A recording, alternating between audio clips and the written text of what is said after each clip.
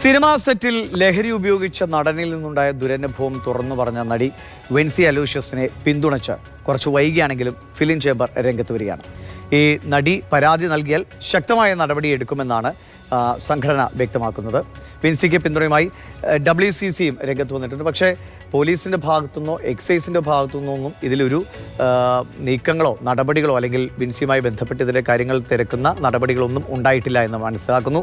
WCC ആണ് ആദ്യം വിൻസിക്ക് പിന്തുണയുമായി രംഗത്ത് വന്നത്. പിന്നാലെ തന്നെ ശ്രുതി രജനീകാന്ത് എന്ന നടി കൂടി വിൻസി അലോഷ്യസ് പറഞ്ഞ കാര്യങ്ങളെ പിന്തുണച്ചുകൊണ്ട് രംഗത്ത് വന്നു. അങ്ങനെ ഏറ്റവും ഒടുവിൽ ഫിലിം ചേംബറിൻ്റെ ഒരു പിന്തുണയാണ് ലഭിക്കുന്നത്. പക്ഷേ ഇങ്ങനെ ഈ ലഹരി ഉപയോഗിക്കുന്നു, അത് അതിനുശേഷം മോശമായ രീതിയിൽ സ്ത്രീകളോടടക്കം പെരുമാറുന്നു എന്ന കാര്യം പറഞ്ഞിട്ടും നിയമപരമായ സംവിധാനത്തിൽ നിന്ന് ഒരു നീക്കവും ഇതിനോടുണ്ടായിട്ടില്ല എന്നതാണ് ഏറ്റവും പ്രധാനപ്പെട്ട കാര്യം. കഴിഞ്ഞ ദിവസമാണ് മലയാള സിനിമയിൽ ലഹരി എത്രത്തോളം പിടിമുറുക്കിയെന്ന വെളിപ്പെടുത്തലുണ്ടായത്. ഒരു നടന്റെ ലഹരി ഉപയോഗവും അയാളുടെ പെരുമാറ്റവും ഉണ്ടാക്കിയ മാനസിക സമ്മർദ്ദത്തെക്കുറിച്ചായിരുന്നു നടി വിൻസി അലോഷ്യസ് വെളിപ്പെടുത്തിയത്. വിൻസിയെ പിന്തുണച്ച് ഇതിനോടകം രംഗത്തു വന്നത് ഫിലിം ചേംബർ മാത്രമാണ്. വിൻസി പരാതി നൽകിയിട്ടില്ലെന്നും വിവരങ്ങൾ അറിഞ്ഞത് മാധ്യമങ്ങളിലൂടെ മാത്രമാണെന്നുമായിരുന്നു അഭിനേതാക്കളുടെ സംഘടനയായ അമ്മയുടെ നിലപാട്. വിൻസി അമ്മയുടെ മെമ്പറല്ല, അതുകൊണ്ട് തന്നെ ഇവിടെ പരാതി തന്നിട്ടില്ല. ബാക്കി കാര്യങ്ങൾ പത്രങ്ങളിലൂടെയല്ലേ ഞങ്ങൾ അറിയുന്നത്. പരാതിയുമായി മുന്നോട്ടു പോകണമെങ്കിൽ വിൻസി അലോഷ്യസിന് പിന്തുണ നൽകുമെന്നാണ് WCCയുടെ നിലപാട്. സിനിമാ സെറ്റുകളിൽ ലഹരി സുലഭമാണെന്നും യഥാർത്ഥ ഉറവിടത്തിലേക്ക് അന്വേഷണം എത്തണമെന്നും ദീദി ദാമോദരൻ മാതൃഭൂമി ന്യൂസിനോട് പറഞ്ഞു.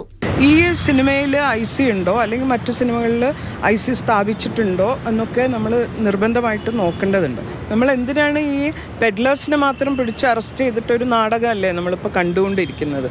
അതിൻ്റെ സോഴ്സിലേക്ക് ഇതുവരെ എത്തിയിട്ടില്ലല്ലോ. വിൻസിക്ക് പിന്തുണയുമായി നടി ശ്രുതി രജനീകാന്തും രംഗത്ത് വന്നു. പൊതുസ്ഥലങ്ങളിലെ ലഹരി ഉപയോഗം മറ്റുള്ളവർക്ക് ശല്യമാണെന്നും ശ്രുതി പറഞ്ഞു.